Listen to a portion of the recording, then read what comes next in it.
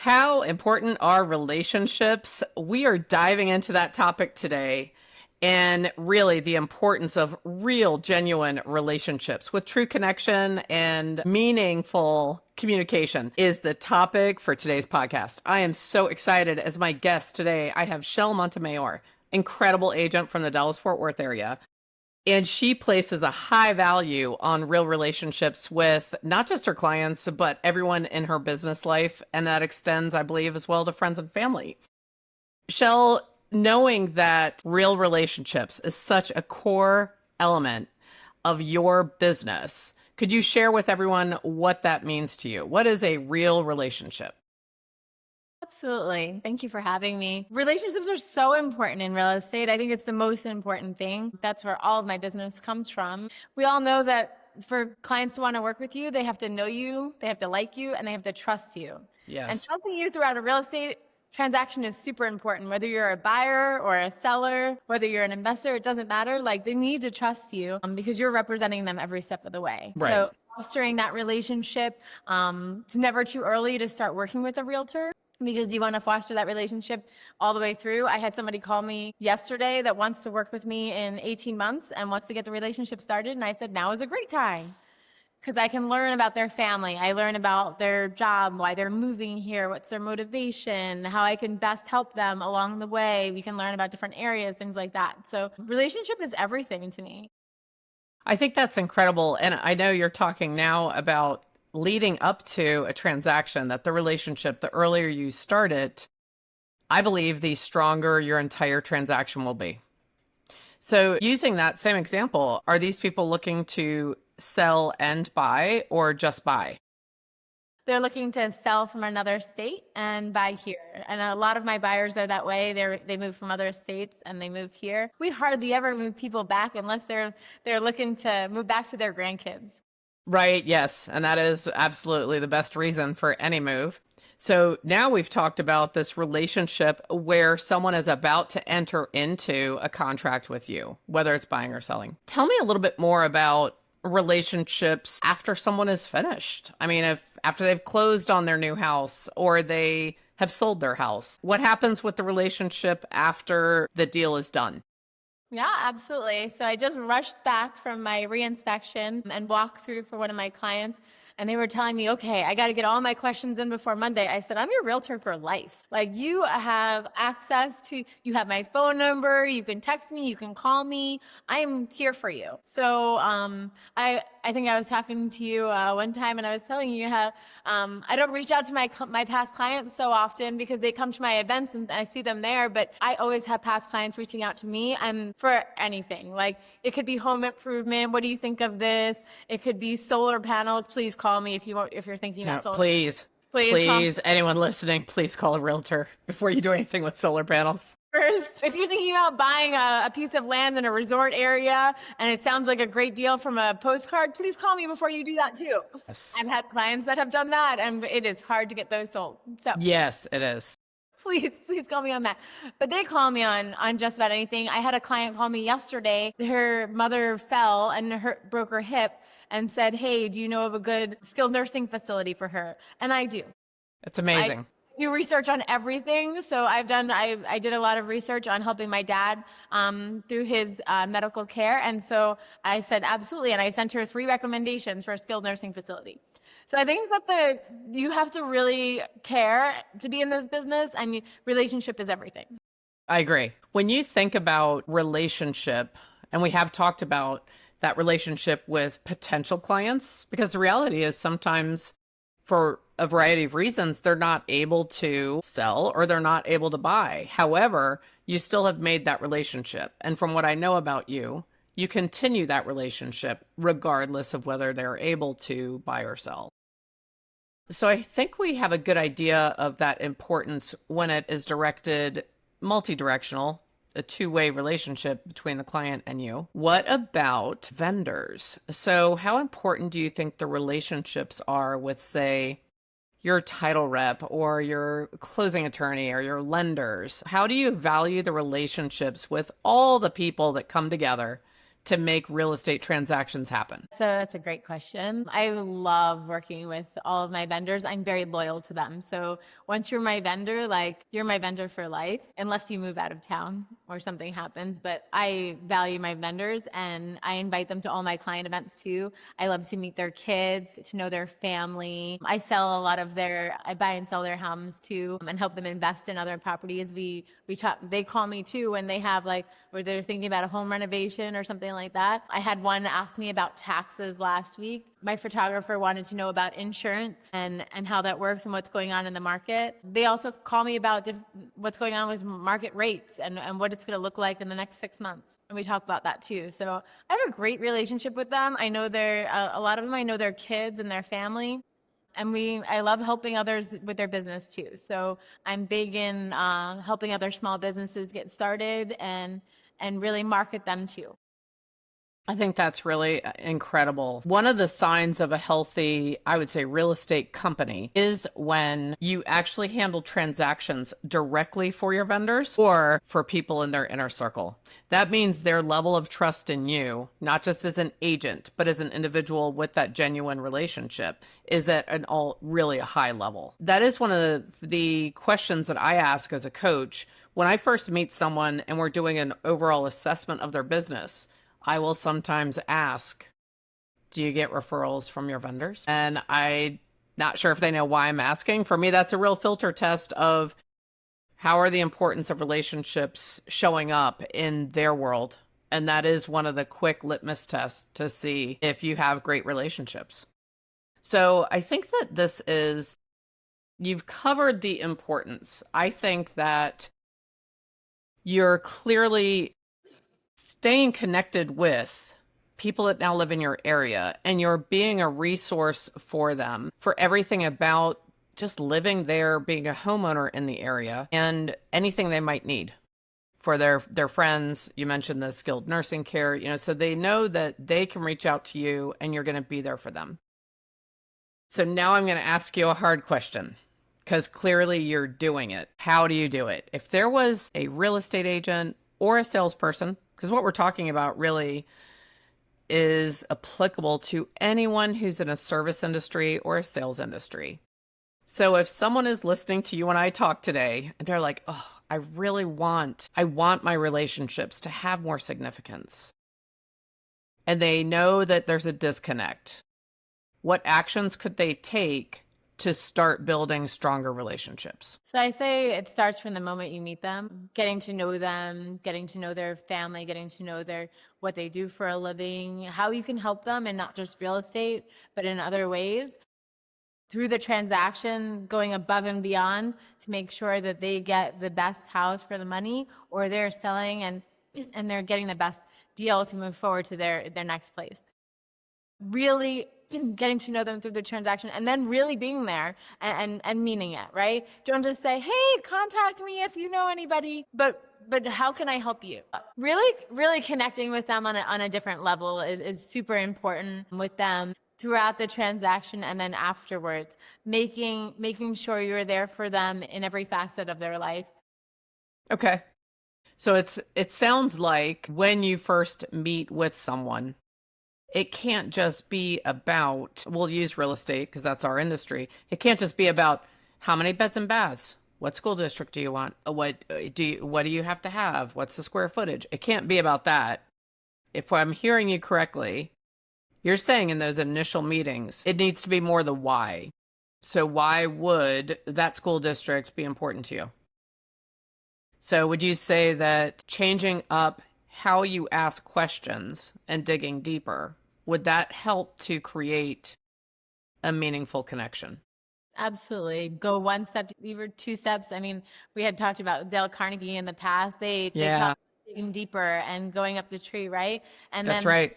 in my mind, I remember things like on this, like I think about their family tree, and then okay, they've got twins on this branch, and then they work for American Airlines on this branch, and then they've got grandparents in another state. And what is that whole makeup of what do they like to do? What's their hobby? You kind of think about them as a whole person, not just as a transaction, right? Yes. So I know someone else is probably out there listening and thinking, How do you keep track of all of that? I will preface this by saying, if you're a people person, if you're naturally people oriented, which I believe you are, we have that ability of filing a lot of that away in our own mind. However, when you're running a big business, which you are, you also need to collect that information so that there's a history and a track record. Could you share a little bit of things that you may keep in a client profile other than what they bought, what they want? What things might you put in the notes section of your clients? So on our intake form, it'll also ask if they have pets. Mm-hmm. I don't always ask about their pets unless they tell me like they have pets and they need a fenced-in yard, right? Right. For the dogs. But I don't always ask that question, so I made a point of putting it on my intake form. And then what are your pets' names, right? Yes. I am not as good about remembering the names of pets and Mm-hmm. the ages of your children, but that's something that I do care about and want to know about. So maybe I'll send you dog treats or something later, right? Yes. So I think that's important to ask that question and take notes. Most of it is in my head, to be fair. Okay. I do think I have another coaching client that also had a wealth of information in their mind, but sometimes they found they were missing little nuanced opportunities that they wanted to share with people. And it's funny because the example I want to give revolves around dogs. So what she did is whenever she was notified of their birthday, she went into their file and would just add some nuanced information about they're University of Michigan fans and they love greyhounds, right? So, or dogs, right? So, and she would just put a couple of tags and some info. But that allowed her then, there was a special Christmas parade downtown to light the town Christmas tree. And there was a sleigh with greyhound rescue dogs that were bringing the sleigh in. So she ended up pulling up everyone that she knew loved dogs and sent that to them. So that is one of those ways where sometimes when you take that time to pull it out of your head and memorialize it, when you have staff, it allows the staff to further enhance the relationships and say, oh my gosh, I know you know your dog people. Let's tell them about the dog parade for Easter, right? You know, and you can share more information. So I will say that, again, people that have that orientation and knack, you literally are a walking encyclopedia of the people in your life and in your business. And then I would imagine you're also a really good connector. So Relator and a connector. I've done those like personality tests. mm-hmm. A relator and connector. I love to bring people together. Even if it's without me, I don't always have time to meet with everybody all the time, but Right. I certainly brought friends together and now they're close friends too. I love being that. And relator's a great skill to have. If you can relate to somebody, I'm originally from New York, Long Island, so anybody who's coming from northeast, I have a better sense of what they're feeling and what that move looks like. Mm-hmm. I have kids. I relate in any way that I can. Right. You get a closer bond and you kind of understand where they're coming from. One of the things that has come through for me in our relationship together is I feel like you have a genuine curiosity around a broad variety of people. I feel like you love people and you genuinely want to know more about them. Would you say that that is a good assessment? Absolutely. Absolutely. I have a broad range of clients too. I love my first time home buyers. Mm-hmm. Love to teach them and educate them every step of the way. And then my sellers who are nearing in retirement and wanting to live somewhere else and needing to sell their home, I love to take them through that process too. And I know where they're coming from because I've lived it with my parents as well. And Right. so with estate planning and other things too. But I genuinely care and want to help them however I can make their life easier. I feel like during COVID, a lot of us, so the whole nation, the whole world had the rug unceremoniously yanked out from under them, right? And even extroverts, you know, we were locked up. We couldn't be around people. We retreated and withdrew. There may be some people today that are listening to our conversation because they want to reclaim the relationships they may have had and the skills have fallen to the wayside. So if you think about that, or they just got out of their routine of seeing people. So let's just say the third party was here having coffee with the two of us, and they said, guys, I'm not feeling it. What can I do to reclaim that spark or reinvigorate some relationships that have suffered? What would you recommend? So for the relationships that have suffered, reach out. Even if too scared to like make the call and it's not comfortable for you, send a text. How's it going? Just how's it going? I had somebody reach out to me this morning who I haven't talked to in a year or two, and just reached out to me out of nowhere and just said, how's it going? And it would like makes my whole day. Right. And so you don't know what everybody else is going through. They could be going through that same thing and feeling like they're having a hard time breaking out of their shell again. So just reach out in whatever way you feel most comfortable. With new groups, what do you like to do? What's your hobby? Do something you like and make a friend. I brought my kids to the park last night, and this girl said, "Oh, you're Maddie and Gigi's mom?" And I was about to, and she said, "Can I get your phone number? I'd love to get the girls together again." And then she said, "What do you do?" And like we just started a conversation that way. So you just have to get out of the house. Yes. Well, however that is. Yes, I agree. Face to face is the best way. Just get out of the house. Even if you're just sitting there, start a conversation with the person next to you. You never know what that's going to look like. I think that's excellent advice.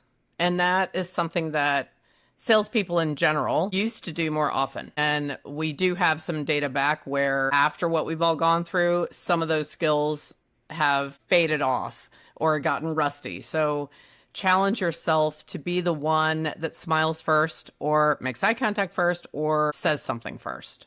That could really be an effective way if you feel that you're stuck in a rut. Yeah. And I even love if it. you don't have hobbies, some people just don't have hobbies. Mm-hmm. What's your favorite restaurant that you like to go to? Get to know the people that work there, right? I have an agent on my team. She goes to this restaurant all the time. They know her. They know that she's a realtor. And they said, hey, so-and-so, they were having trouble getting their house sold. And they were moving past their current realtor, and they needed a new realtor. And they said, hey, you need to meet the girl, it's Dana, on my team. That's and right. She literally within the last hour closed on that house. And that was a listing for her. So because she is very personal and she was out there at her favorite restaurant. Yeah. And she was introduced to somebody else, great family, and they just happen to be selling. So you never know what that looks like, right? That's right.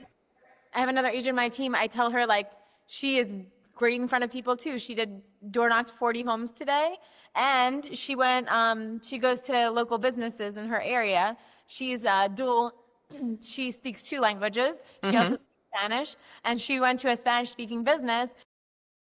The owners there love her. She puts her card there. She helps promote their business, and it's about that for them too. So I think that's fantastic. And you're in the Dallas-Fort Worth area. I think you and I could have a temperature contest because I'm in Paradise Valley, Arizona. But today she actually went out. So I'm going to guess it's hot. But she didn't let that stop her. She still made that human-to-human connection. So I think that's fantastic. We're at 92 today. Oh, we've got you beat. I'm at 101 and rising. So, but I love it. In case anyone, it's a dry heat. It's a dry. That's a dry heat. So you have mentioned now that you have team members, and you are the founder and CEO and the rainmaker of M&M Realty Group in the Dallas-Fort Worth area, multi-million-dollar sales corporation, and you're touching other people's lives by being that leader, being that person that's creating these career opportunities for people. So I am going to make an assumption that you also put care and concern into your relationship with the members of your team. Is that an accurate statement? Yep. Their goals are my goals. So we set goals and we go through them, and every other week we meet and we go over our goals, and whatever, even their personal goals, their business goals, those goals are my goals, and their why is now part of my why. And so it's important. Their goals are just as important as mine. We're going to get there together, and we're a great team. And if we're ever in a lull, like I put that on my back and like, what are we going to do? Because we have 6 families to take care of, not just my one. That's right. Okay, so you see yourself as I described you. You are that rainmaker, the CEO, the leader. and the founder. So you take that on, and I believe you take that on happily. Like you want to contribute and have that ripple effect and impact everyone in those 6 families. Yeah, everybody's got a different reason why, and they're big reasons why, and I want to help them achieve their goals. You know what, Shell? You and I have talked, and we know in our industry, it's been a little bit of a tough couple of years. Super high highs, some pretty nerve-wracking anxiety changes, producing changes. So let's talk for a minute to real estate agents that may be listening to us right now.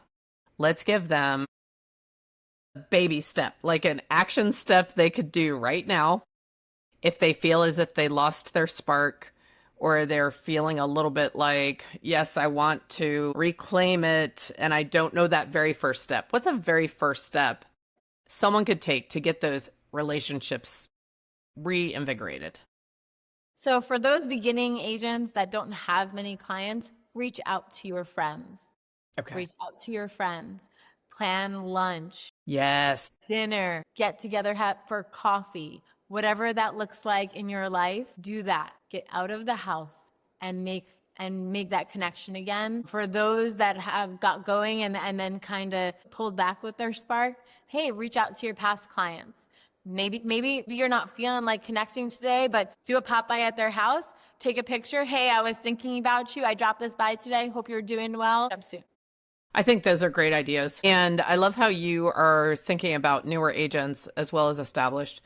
Sometimes with newer agents, well, any agent that's running a business well is going to have a profit and keep an eye on their budget, right? But what we're talking about, it doesn't necessarily cost a lot of money. You could have coffee with 3 people a week for the next 4 weeks, and it's not going to break your bank, right? So for someone new, that is something you could do. You could have lunch once a week with a VIP or with someone that you sense needs some human connection themselves. And of course, with those more experienced agents, again, sometimes those smallest, like you said, even if at the current moment, your mood is stronger and bigger than your goals, and you're like, the phone weighs 500 pounds, I can't pick it up. That's a brilliant idea. Pick up, I don't know, small potted plants that aren't even expensive and do a pop by. I love your idea. Take a picture. I was thinking of you, text it to them. Thinking of you, drop this off today. Again, it's not going to break the budget, but it is going to get you into action. So I know that you are practicing real estate with Keller Williams Dallas Fort Worth. And I'm very familiar with Keller Williams's training and their laws, their bold laws, as they're called. And one of my favorites is motion equals emotion. And without knowing it, you and I just captured that. So if there's someone who feels stalled out and you don't feel like, I can't meet someone for coffee today, I can't talk to someone right now because you're just take action. So if they get in the motion of dropping the things to the house and sending the text, it's going to impact their emotion, and then they will feel ready to answer the phone when the people call to say thank you. That's right. Or reply to the text. Handwritten note, super cheap. Throw it in the mail with a stamp on it, like just reaching out. And then maybe they reach back out to you, and then maybe like with it, that gives you an incentive to meet with them, right? But maybe you just start with that handwritten note, just letting people know that you think about them. I want to throw in one last idea, and then I'd love anything else that you want to share. I want to make sure we cover that. But it is okay when you're stuck and you need to get things restarted with relationships. It's okay to go easy first. If you have a favorite lender and every time you talk to them, you feel great and comfortable, that can be your first lunch out. It's okay. Sometimes I think people get stuck where they think, oh, so-and-so hasn't heard from me. I've got to make it that one. And their energy isn't at the point where that is a viable option or even a smart option, because you don't want to meet with them when your energy is down. Go to someone safe. It's okay. Now, it's not okay if there's the only people you talk to ever. But if you need to jumpstart things, ask your team leader, ask your office manager, ask one of your best friends at another company, a colleague, agent, ask your favorite vendor. That's all right. It is still valuable. And if anything, it will help you to rebound in a faster manner. So this has been really exciting conversation for me. The relationship is everything. And The communication is the relationship. You briefly mentioned the icon all-time classic Dale Carnegie. If you truly are feeling like, oh my goodness, I need an overhaul, grab the classic. Get out some Dale Carnegie books, How to Win and Influence People, Win Friends and Influence People. For a more current option, you could also check out that book, Never Eat Alone. That's another one that gives you a lot of insight into how can you get your relationships reestablished. You can take your current relationships to another level, and you can really solidify yourself as that resource and go-to person for everyone in your database, everyone in your past clients and sphere, your vendors. You just become that go-to person.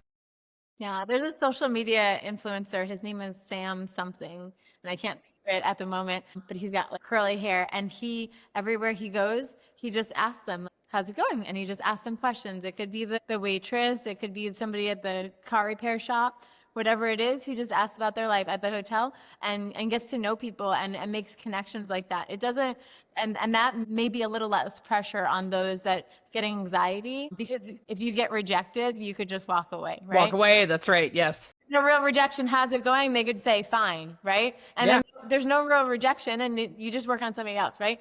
I think the other big part of that is I have one of my agents, she doesn't like making calls, and so she works her way up. Okay, this week I'm going to make 2 calls. This week I'm going to make 5 calls.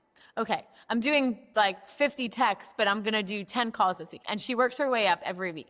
Excellent. That's really good. So just incrementally increasing as she builds her confidence. Yep, just like going for a run. Okay, I'm going to go a little bit further today. Yes, that's right. You're going to do, yeah, that one step further each day. That's just an incredible approach.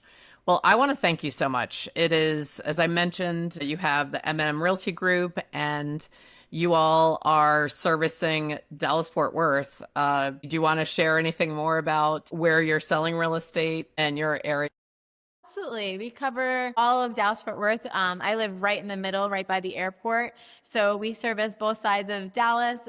We go up to the Denton-Sherman area, down to Waxahachie, over to Rockwall, and then over to Weatherford. Weatherford. I love Weatherford. That is a cool town. Yes. My brother has a 13-acre ranch in Weatherford with his whole big farm. I love it. Do you have horses? He does not have horses, but he has all the farm animals. Okay, good. Getting horses and another donkey. Okay. Well, that is an amazing area, and it's great that you have so much coverage. Could you also share with us how many people are on your team? So we have myself and 3 other agents, and then we have a marketing coordinator and a transaction coordinator. So I'm going to have in the description all the ways to reach you. Everything. I could not do this without any one of them. That's right. You guys work together really well. And I know that a core value is the relationships, and everyone on the team places a high priority on it. So it's a great model. If anyone wanted to connect with you, I am going to put all of that information in the description. What's the easiest way for someone to reach out to you? Send me a text message. Perfect. 861-2144. Send me Excellent. a text message or an email, Montemayor@kw.com. Sounds fantastic. I want to thank you so much for talking about relationships today. And I just hope that anyone out there that would love to have an improvement in this area, or if you have any clients that would like to experience the kind of client care that you give, to please connect with Shell. Thanks, Shell. Thanks so much. Have a great day.